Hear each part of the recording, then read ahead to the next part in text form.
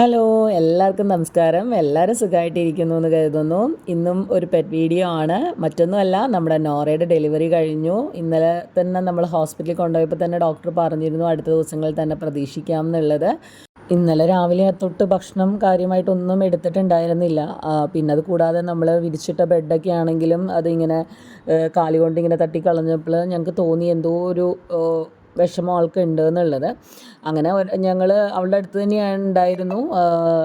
പക്ഷേ നമുക്കിത് ആദ്യത്തെ ഒരു എക്സ്പീരിയൻസ് ആയതുകൊണ്ട് ഞങ്ങൾക്ക് അങ്ങനെ കുട്ടികളെയൊന്നും ഡെലിവറി ചെയ്തിട്ടുള്ള എക്സ്പീരിയൻസ് ഒന്നും നമുക്കില്ല.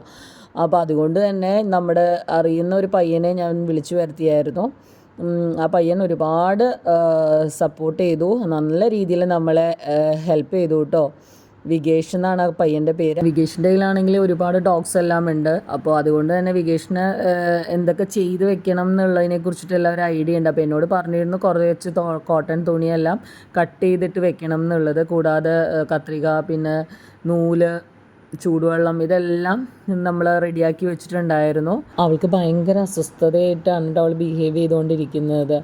അങ്ങനെ ആദ്യത്തെ ബേബി വന്നു. ആ ഒരു സമയത്ത് വികേഷ് എത്തിയിട്ടുണ്ടായിരുന്നില്ല. പിന്നെ എനിക്ക് ഫോണിൽ കൂടിയാണ് ഗൈഡ് ചെയ്ത് തന്നത്. ജസ്റ്റ് ഒരു തുണി വെച്ചിട്ട് മേലും മൂക്കും എല്ലാം നന്നായിട്ട് തുടയ്ക്കാൻ പറഞ്ഞു. അതിനുശേഷം പാൽ കൊടുക്കാൻ പറഞ്ഞു. അങ്ങനെ ഞാൻ അതെല്ലാം കൊടുത്തപ്പോഴേക്കും വികേഷ് എത്തി. ഹസ്ബൻഡാണെങ്കിലും വീട്ടിലുണ്ടായിരുന്നില്ല. പിന്നെ ഷീബ അറിയാലോ ഉള്ളത് കൊണ്ട് തന്നെ ഒരുപാട് നല്ല സഹായമായിരുന്നു. അപ്പോഴേക്കും വികേഷ് എത്തി. പിന്നെ അത് കഴിഞ്ഞ് പിന്നെയുള്ള കാര്യങ്ങളെല്ലാം വികേഷ് തന്നെയാണ് ചെയ്തത്. നൂല് വെച്ചൊക്കെ കെട്ടി. അതിനുശേഷം ആദ്യത്തെ കുഞ്ഞിനെ എൻ്റെ കയ്യിലേക്ക് തന്നു. നല്ല ഉറക്കമാണ് കേട്ടോ. പാല് ജനിച്ചപ്പോൾ തന്നെ നമ്മൾ കൊടുത്തായിരുന്നു. അത് കഴിഞ്ഞ് രണ്ടാമത്തെ കുഞ്ഞ് ആയി. നമ്മൾ അതിൻ്റെ വീഡിയോസൊന്നും ഞാൻ എടുത്തിട്ടില്ല. പിന്നെ അതിന് ശേഷം മൂന്നാമതും ഒരു കുട്ടിയും കൂടി ആയി. പക്ഷേ നാലാമതും അവൾക്ക് നല്ല പെയിൻ ഉണ്ടായിരുന്നു. ആ സമയത്ത് ആ ജനിച്ച കുട്ടി ചത്തുപോയിട്ടോ.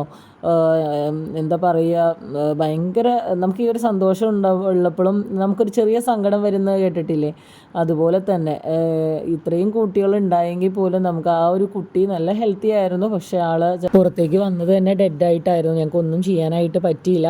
ബാക്കി എല്ലാ കുട്ടികളും ഹെൽത്തി ആയിട്ട് ഇരിക്കുന്നു.